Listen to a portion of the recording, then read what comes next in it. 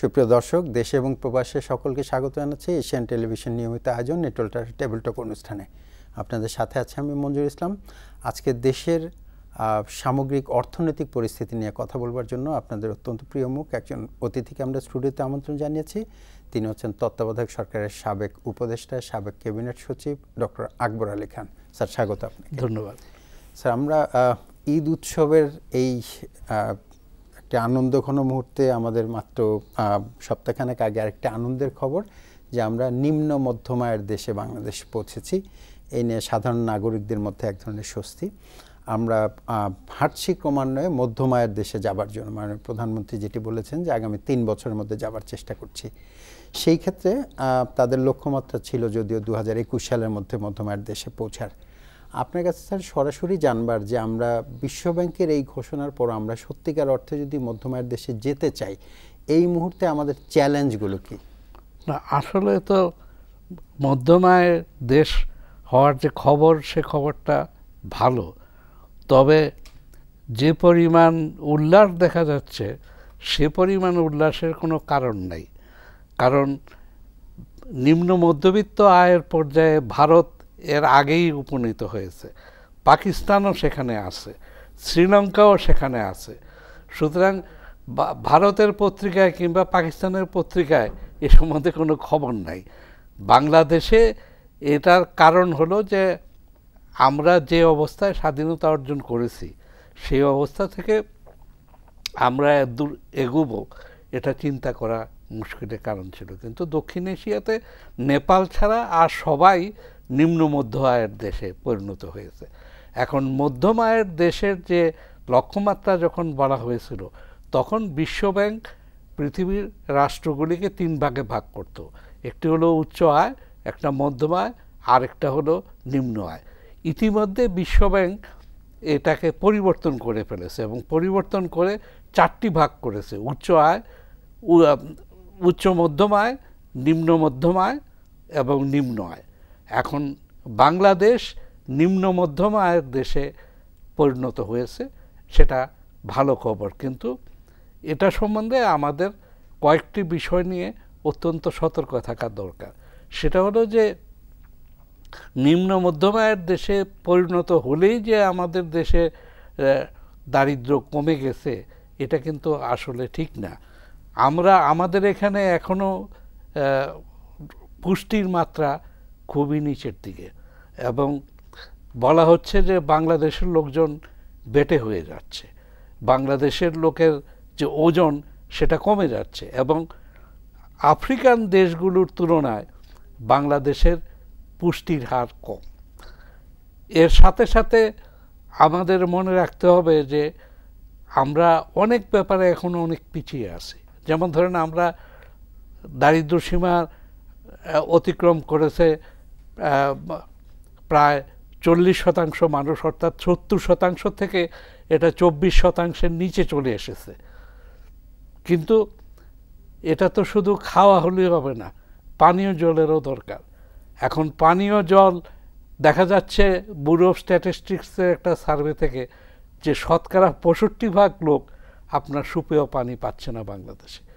তো তার মানে আমরা অগ্রসর হচ্ছি, কিন্তু অগ্রসর হওয়ার পথে অনেক বাধা আসে এবং সেই বাধাগুলিকে সুস্পষ্টভাবে চিহ্নিত করে আপনার এটার ব্যবস্থা নিতে হবে। যেমন বাংলাদেশে আরেকটি বিষয় যেমন বলি যে বিশ্বব্যাংক তো উচ্চ আয় মধ্যম আয়ের দেশে ভাগ করে। ইউএনডিপি তারা পৃথিবীর দেশগুলোকে ভাগ করে 3টে ভাগে। একটা ভাগ হলো হাই হিউম্যান ডেভেলপমেন্ট, অর্থাৎ উচ্চ মানব উন্নয়ন, আরেকটা হলো মধ্যম মানব উন্নয়ন, আরেকটা হলো নিম্ন মানব উন্নয়ন। বাংলাদেশ প্রথম থেকে নিম্ন মানব উন্নয়নের দেশে ছিল, তারপরে এটা নিম্ন যে মানব উন্নয়ন, এটা থেকে বাংলাদেশ মধ্যম আয়ের দেশে উপনীত হয় এবং আমরা তখন খুব খুশি হয়েছিলাম। তারপরে দেখা গেল যে বাংলাদেশ আবার মধ্যম আয়ের দেশ থেকে, মধ্যম মানব উন্নয়নের দেশ থেকে নিম্ন মানব উন্নয়নের দেশে পরিণত হয়েছে। এটা পৃথিবীর অন্যান্য দেশের অগ্রগতি বেশি হয়েছে, আমাদের অগ্রগতি কম হয়েছে। তারপরে আবার 2013 সালে আবার কিন্তু আমরা মধ্যম মানব উন্নয়নের দেশে পরিণত হয়েছি। অর্থাৎ এই যে আমরা মধ্যম আয়ের দেশে পরিণত হয়েছি, এটা যে এমনি থাকবে তা না, এর জন্য পরিশ্রম করতে হবে। স্যার, পরিশ্রম কি করব আমরা, এই জায়গাটা শুনবো। এই জায়গায় আমি ছোট করে জানবার যে আমাদের সাধারণ নাগরিকদের বোঝার মতো করে, যদি, যেহেতু আপনি অর্থনীতির ব্যাপারে বিশেষজ্ঞ মানুষ, যে আমরা যদি নিম্ন মধ্যম আয়ের দেশে যে আসলাম, এর ফলে রাষ্ট্র হিসাবে আমরা আন্তর্জাতিক পরিসরে কি সুবিধা পাবো? একটা তো আমাদের জীবনযাত্রার মান কতটা বাড়লো আমরা জীবন দিয়ে হয়তো উপলব্ধি করব। রাষ্ট্র হিসাবে আমরা কি সুবিধা ভোগ করব এবং কি অসুবিধা ভোগ করব? এখন এটা এই যে নিম্ন আয়ের দেশ, এটার আবার দুইটা সংজ্ঞা আছে। একটা সংজ্ঞা হলো বিশ্বব্যাংকের সংজ্ঞা, আরেকটি সংজ্ঞা হলো জাতিসংঘের সংজ্ঞা। জাতিসংঘে এগুলিকে বলা হয় লিস্ট ডেভেলপ কান্ট্রিজ, আর বিশ্বব্যাংক বলে নিম্ন আয়ের দেশ। এখন নিম্ন আয়ের দেশ এর এই যে শ্রেণীটা, এটা সৃষ্টি করা হয়েছে যারা দুর্বল, এদেরকে সমর্থন দেওয়ার প্রয়োজন আছে, সুতরাং এরা প্রতিযোগিতায় টিকে থাকতে পারবে না। সুতরাং এর জন্য বিভিন্ন রকম সুযোগ সুবিধা দেওয়া হয়। যেমন ধরেন লিস্ট ডেভেলপ কান্ট্রিজ বা স্বল্প উন্নত দেশ, তাদেরকে করের হারের ক্ষেত্রে অবকাশ দেওয়া হয়। যে জিএসপি ফ্যাসিলিটি, এটা লিস্ট ডেভেলপ কান্ট্রিগুলিকে দেওয়া হয়। তো এরকমভাবে সাহায্যের ক্ষেত্রেও লিস্ট ডেভেলপ কান্ট্রি হলে পরে বৈদেশিক সাহায্য বেশি পাওয়ার সম্ভাবনা থাকে। কিন্তু আপনি একদিকে সহজ শর্তে আপনি বিদেশি সাহায্য পান, কিন্তু কঠিন শর্তে যে বিদেশি সাহায্য সেটা কম পান। তার ফলে যেটা হয় সেটা হলো যে আপনি যেমন বাংলাদেশ বিশ্বব্যাংকের আইডা ফেসিলিটি, যেটা সহজ শর্তে ঋণ দেওয়া হয়, সেখান থেকে ঋণ পেয়েছে, সুতরাং বাংলাদেশ লাভবান হয়েছে। কিন্তু শুধু আইডিয়া ফ্যাসিলিটির থেকে ঋণ পেলে পরে অনেক প্রকল্পের জন্য অর্থ সংগ্রহ সম্ভব হয় না। সেটা যদি আইবিআরডি টার্মস, অর্থাৎ বাণিজ্যিক শর্তে যে বিশ্বব্যাংক ঋণ দেয়, সেখান থেকে গ্রহণ করলে অনেক বেশি ঋণ গ্রহণ করা সম্ভব। কিন্তু যেহেতু আমাদেরকে আইডা ক্যাটেগরির অন্তর্ভুক্ত করে রাখা হয়েছে, সেজন্য আমরা আইবিআরডির সুবিধা পাইনি। তার মানে কি আমরা এখন এটা পাবো নিম্ন মধ্যম আয়ের দেশে যাবার ফলে? নিম্ন মধ্যম আয়ের দেশে ইতিমধ্যে এশিয়ান ডেভেলপমেন্ট ব্যাংক আমাদেরকে বাণিজ্যিক ঋণ দিচ্ছে, এবং সম্ভবত এটা যখন পোক্ত হবে তখন বিশ্বব্যাংকও আমাদেরকে ঋণ দিবে। অর্থাৎ আমাদের ঋণের শর্ত কঠিন হবে, কিন্তু ঋণের পরিমাণ বাড়বে। সুতরাং সুবিধা ও অসুবিধা দুইটাই রয়ে গেছে। এটাকে ছোট করে যদি জানতে চাই, আমরা প্রায়শই যেটা, যেমন মাননীয় অর্থমন্ত্রীও বললেন যে আমাদের মূল একটি অর্থনৈতিক সংকট বিনিয়োগের একটি সংকট।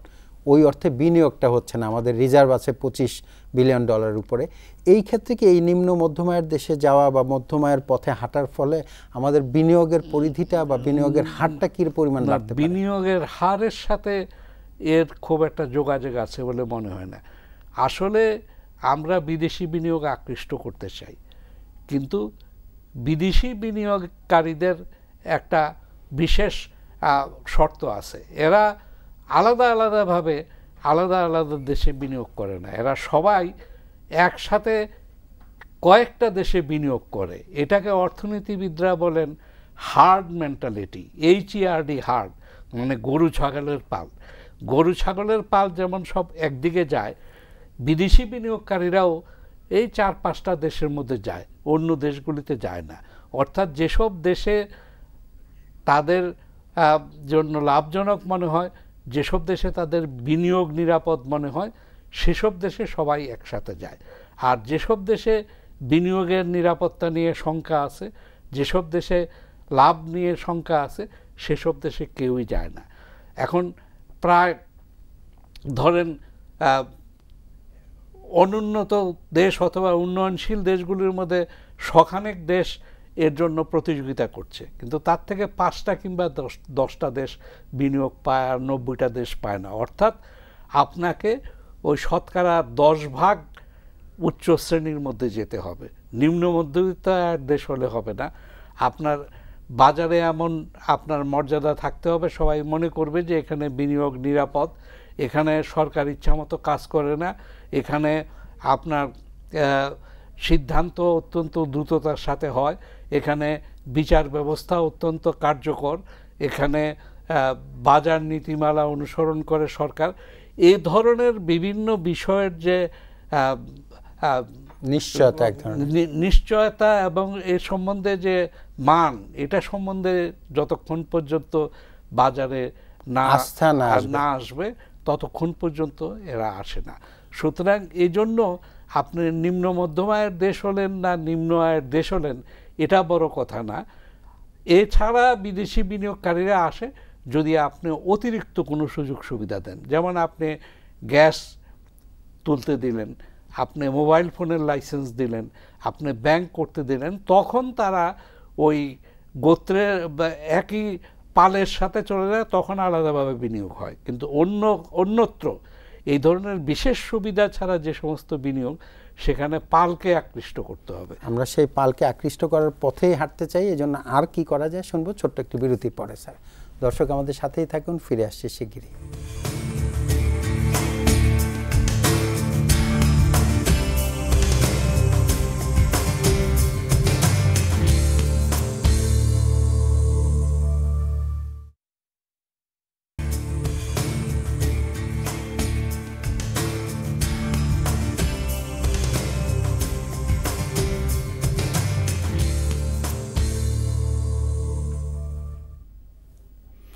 দর্শক আরও একবার স্বাগত নেটওয়ার্কের টেবিল টক অনুষ্ঠানে। আমরা শুনছিলাম আপনাদের প্রিয় মুখ ডক্টর আকবর আলী খানের অর্থনৈতিক বিশ্লেষণ, বাংলাদেশ নিয়ে ভবিষ্যৎ সম্ভাবনার কথা। স্যার, আপনার কাছে জানতে চাচ্ছিলাম যে বিনিয়োগের ব্যাপারে আমরা চাই অধিকাংশ দেশগুলো আসুক। মাননীয় প্রধানমন্ত্রী শেখ হাসিনা যখন এবার দায়িত্ব গ্রহণ করলেন 2014 সালের 5 জানুয়ারি নির্বাচনের পরে, আমরা লক্ষ্য করলাম যে চীন, জাপান থেকে বড় বিজনেস প্রতিনিধি দল তারা আসলেন, ইউরোপিয়ান ইউনিয়নের অনেকে আসলেন, তিনি সফরে গেলেন। আমাদের মধ্যে এক ধরনের আশার সঞ্চার হয়েছে। আপনি যেটা বলছিলেন যে পালের মতো করে যে বিদেশি বিনিয়োগ আসা, সেই সম্ভাবনাটা কি বাস্তবে প্রতিফলন কতটা হচ্ছে? বাস্তবে এখন পর্যন্ত তার প্রতিফলন দেখা যায়নি। তার কারণ হলো এর প্রতিফলন তখনই দেখা যাবে যখন বিনিয়োগকারীরা নিশ্চিত হবে যে দেশে পরিস্থিতির পরিবর্তন হয়েছে। দেশে এখনও রাজনৈতিক অস্থিরতা বিরাজ করছে, এটা একটা বড় সংকট। দেশে সুশাসনের অভাব রয়েছে, অর্থাৎ কোনো ব্যাপারে সিদ্ধান্ত পেতে গেলে পরে অনেক বেশি বিলম্ব হয়। এখনও বিচার ব্যবস্থার মধ্যে বিলম্বের পরিমাণ অনেক বেশি। আপনার সিঙ্গাপুরে যদি একটা কন্ট্রাক্ট সম্বন্ধে মামলা হয়, সেটা 6 মাসের মধ্যে এটা সমাধান করা সম্ভব হয়, বাংলাদেশে সেটা 6 বছরও হয় না। সুতরাং বিনিয়োগকারী ভাববে যে আমি কেন বাংলাদেশে যাব, আমি সিঙ্গাপুরে যাব। সুতরাং বিচার ব্যবস্থার পরিবর্তন লাগবে। আমাদের অবকাঠামোর যে ঘাটতি সেটা প্রচণ্ড রকম। এই অবস্থাতে বিনিয়োগ করে কোনো সুফল হবে না। সুতরাং সামগ্রিকভাবে বিনিয়োগ পরিবেশ আপনার নিশ্চিত করতে হবে, এবং সেটা একদিনে নিশ্চিত করা সম্ভব না। সেটা করার জন্য কয়েক বছর ধরে একটা সুদৃঢ় পদক্ষেপে এগোতে হবে। সেটা আমরা এখন পর্যন্ত পারিনি। আমরা মধ্যম আয়ের দেশে যেতে চাই, জাতি হিসেবে, রাষ্ট্র হিসেবে, নাগরিক হিসেবে আমাদের আকাঙ্ক্ষা। সে জায়গায় আপনার কাছ থেকে যদি সরাসরি 3টি ভাগে পরামর্শ শুনতে চাই। একটি হচ্ছে আমাদের সরকারের কি করণীয়, আমাদের প্রাইভেট সেক্টর যেটা আমাদের অর্থনীতিতে ব্যাপক ভূমিকা রাখছে তাদের কি করণীয়, এবং নাগরিক হিসেবে আমাদের কি করণীয়।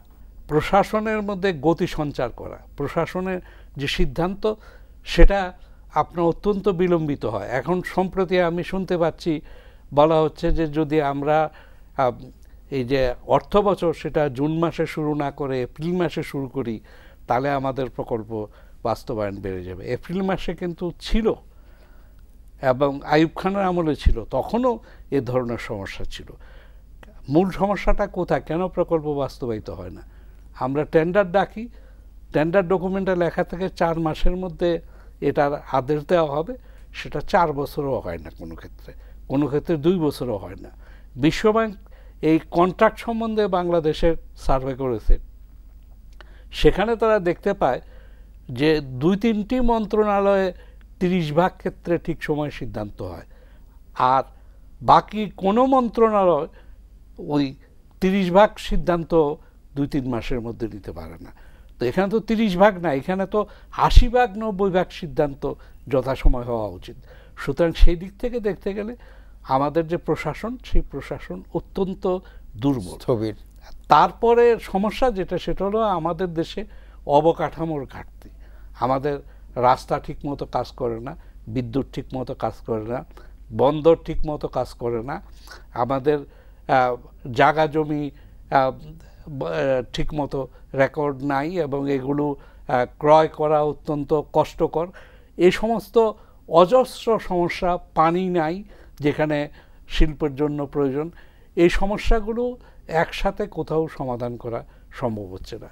সুতরাং বিনিয়োগকারীরা এই দেশে আসার আগে চিন্তা করবে। এবং এর পরে আরেকটা যেটা, এটা হলো যে সরকারের নীতি এটা ঘন ঘন পরিবর্তন হয়। যে একই দলের সরকার, তারাও তাদের নীতি পরিবর্তন করে, আবার সরকার পরিবর্তন হলে নীতি পরিবর্তিত হয়। এ ধরনের নীতি যেখানে পরিবর্তিত হয় সেসব জায়গায় বিদেশি বিনিয়োগকারীরা বিনিয়োগ করার আগে অনেক চিন্তা ভাবনা করবে। সুতরাং এখন পর্যন্ত বাংলাদেশের বিনিয়োগ পরিবেশে কোনো উল্লেখযোগ্য পরিবর্তন হয়নি। স্যার, প্রাইভেট সেক্টরে যাবার আগে অবকাঠামোগত উন্নয়নে আমরা সাম্প্রতিককালে এই সরকার যে উদ্যোগগুলো নিয়েছে, সেটা আমাদের কানেক্টিভিটির কথা, বাংলাদেশ ভারতের সাথে এবং নেপাল ভুটান মিলে যেই পদক্ষেপগুলো, বন্দর নিয়ে যে পদক্ষেপ, এটা কি আপনার যেই কাঙ্ক্ষিত অথবা আমাদের সকলের যে কাঙ্ক্ষিত উন্নয়নের পথে কি হাঁটতে শুরু করেছি আমরা? না, আমার তো মনে হয় না। কানেক্টিভিটি আপনি তখনই করবেন যখন আপনার দেশের অবকাঠামো উন্নত হবে। আপনি এখন অন্য দেশের সংযোগ নিশ্চিত করছেন না, অন্য দেশের জন্য আপনি যাতায়াত ব্যবস্থা দিবেন, আপনি তো নিজের দেশের লোকেরই যাতায়াত দিতে পারেন না। সুতরাং এটাতে কোনো অর্থনৈতিক উন্নতি হবে না, অর্থনৈতিক অবনতি হবে যদি না আমরা দ্রুত এই সমস্যার সমাধান করতে পারি। যদি এর ফলে আমরা বিনিয়োগ পাই এবং দ্রুত সমস্যার সমাধান হয় তাহলে অসুবিধা নাই, কিন্তু যদি বিনিয়োগ না আসে তাহলে আরও সমস্যা বাড়বে। এবং কোনো জায়গায় এই সমস্যার সমাধান হয়নি। যেমন ধরেন বিদ্যুতের উৎপাদন বাড়ানোটাই যথেষ্ট না, এটা সঞ্চালনের ব্যবস্থা করতে হবে। এবং বিদ্যুতের উৎপাদন বাড়ালে কি হয়, দেখা যায় এখানে গ্যাস নাই, ওখানে কয়লা নাই, এগুলো চালানো যাচ্ছে না। সুতরাং খাতায় কত আছে সেটা বড় কথা না, প্রকৃত উৎপাদন কত করা যায় সেটা বড় কথা। সুতরাং সেখানেও কিন্তু সমস্যার সমাধান হয়নি। কিছুটা বিদ্যুৎ পরিস্থিতির কিছুটা উন্নতি হয়েছে, সড়ক পরিস্থিতির কিছুটা উন্নতি হয়েছে, কিন্তু এই উন্নতি বিদেশি বিনিয়োগকে আকৃষ্ট করার জন্য যথেষ্ট না। এবার স্যার, প্রাইভেট সেক্টর যারা অগ্রণী ভূমিকা পালন করেছেন, নিশ্চয়ই আপনি হয়তো একমত হবেন, তাদের কি ভূমিকা? মানে সরকারের বাইরে ধরেন নাগরিকরা, ব্যক্তিগত উদ্যোক্তারা, তারাও তো প্রচেষ্টা করছেন, তাদের কি করবার আছে আমরা মধ্যম আয়ের দেশের পৌঁছার জন্য অথবা সামগ্রিকভাবে আমাদের অর্থনীতির অগ্রগতির জন্য? এরা বাংলাদেশের বিনিয়োগকারীরা অনেক অর্জন করেছেন। যেমন ধরেন আপনার পোশাক শিল্পে যে ধরনের বিস্তার ঘটেছে, এটা বাংলাদেশের বিনিয়োগকারীদের সৃজনশীলতার প্রকাশ, এবং আরও অনেক শিল্পে তারা বিনিয়োগ করছেন। কিন্তু সামগ্রিকভাবে এখনও বিনিয়োগকারীদের মধ্যে একটা ভয় রয়ে গেছে যে দেশের রাজনৈতিক অস্থিতিশীল পরিবেশ এবং দেশের যে অবকাঠামো ঘাটতি, এটা দূর হচ্ছে না, এবং সরকারের মধ্যে আপনার কাজকর্ম এগুলো সব থেকে যায়। এবং এর আগে আমি তত্ত্বাবধায়ক সরকারের আমলে রেগুলেটরি রিফর্মস কমিশনের চেয়ারম্যান ছিলাম। তার উদ্দেশ্য ছিল যে সমস্ত রেগুলেশন ব্যবসা বাণিজ্যকে ব্যাহত করে সেগুলো তুলে দেওয়া। এই রেগুলেটরি রিফর্মসের কাজও বন্ধ হয়ে গেছে। বাংলাদেশে অনেক সম্প্রসারণের প্রয়োজন রয়েছে, এবং আমি সরকারকে অনুরোধ করব যে বিদেশি বিনিয়োগ আকৃষ্ট করার চেষ্টা করেন, কিন্তু তার থেকেও বেশি চেষ্টা করা উচিত দেশি বিনিয়োগকে আকৃষ্ট করার জন্য। এবং আরেকটা বড় সমস্যা দেশি বিনিয়োগের হলো ব্যাংক ব্যবস্থা। এবং ব্যাংক ব্যবস্থায় গত 7 বছর ধরে কোনো উন্নতি হয়নি। আমরা যে চিত্র পাচ্ছি, সরকারি খাত বেসরকারি খাত উভয় খাতেই ব্যাংক ব্যবস্থাতে বিভিন্ন রকম সমস্যা, এবং বিনিয়োগকারীরা ব্যাংক থেকে যথাযথ সহায়তা পায় না। এখানেও সরকারের কিছু করার প্রয়োজন রয়েছে বলে আমি মনে করি। স্যার, শেষ মিনিটে সাধারণ নাগরিকদের কি করবার আছে আমাদের এই অর্থনীতির অগ্রযাত্রা, এই স্বপ্নের মধ্যম আয়ের দেশে যাবার ক্ষেত্রে?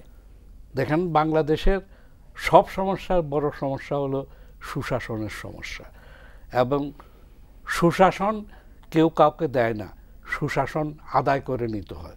সুতরাং বাংলাদেশের নাগরিকদের সুশাসনের জন্য সচেতন হতে হবে, সুশাসনের জন্য সংগ্রাম করতে হবে, এবং যেখানেই কোনো অন্যায় হয়, যেখানেই কোনো অবিচার হয়, তার বিরুদ্ধে রুখে দাঁড়াতে হবে। যদি রুখে না দাঁড়ানো হয় তাহলে অন্যায় আরও অনেক ব্যাপক হবে।